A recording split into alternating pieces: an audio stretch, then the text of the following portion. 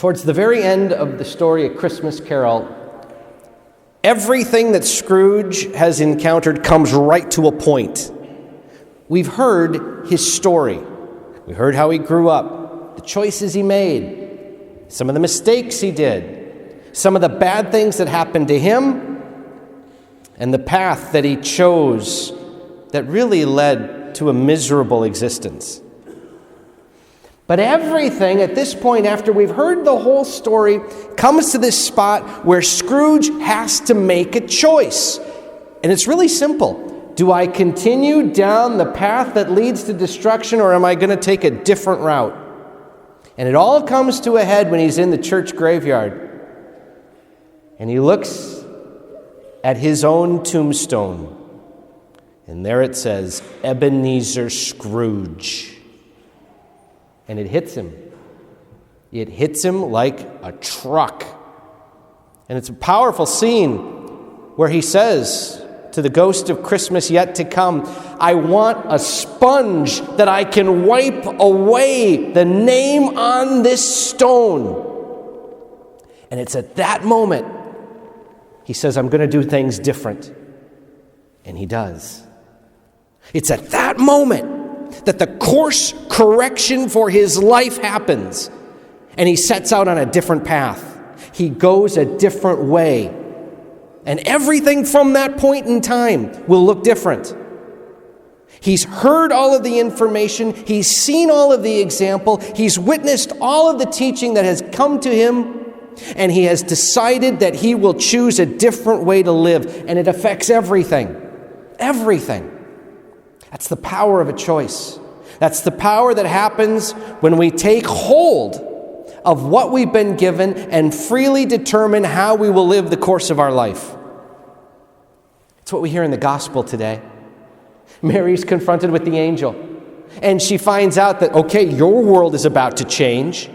Everything in it is about to be affected, and not just for you or for Joseph, but the whole world. And she says, may it be done to me. She makes a choice. And she lives by that choice. Her life is now completely altered. The focus, the direction, and the path that she will now follow. A whole new world. Freely chosen, freely accepted, freely followed. Brothers and sisters, the power of making our choices is so crucial, because there are moments in life when we will have those settings where we can say, I can go this way or that way or maybe down that road. I can go any number of directions, but we have to choose with our eyes open. We have to choose with the awareness that there are consequences and there are ramifications for what we pick, and that how we pick, how we choose to live doesn't just affect us, it affects everybody in our path. Now that's the big stuff. That's the cosmic stuff. That's the stuff that happens at different points in our life. But I'd also like to submit that every day we make choices, and they carry power. And we're coming into a week where for many of us we're going to have a lot of them. Because Christmas offers us a chance to choose how we will deal with all of the things that we pack into this time. It can be as simple as sitting at Christmas dinner with people. It can include taking a road trip to go to somebody's place. It can include how we will respond to the irritations and aggravations of a shopping line, where some poor, overstressed, over-hassled clerk has had to deal with just one too many people who were a little more bah humbug than happy. And how do we respond? How do you and I, in our words, in our actions, do we step up and choose the higher path, or do we step down and just spread grumpiness, misery, pain, suffering, irritation around us? Because it's easy to do. It's easy to let little things get under our skin and start to affect how we choose, how we live, how we act. Today, we get the chance to say, how will I go into this Christmas week?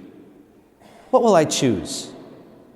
Will I choose to reach out? Will I choose to extend love and joy and peace? Will I choose to let the spirit of Christmas flow through me? And will I extend that spirit to the people that are placed in front of me? That God's love, God's life, what we celebrate at this altar, flows into our hearts and into those around us. Those are the kind of choices that can bring power and life. It's true for Scrooge. It was true for Mary. May it be true for us. God bless you all.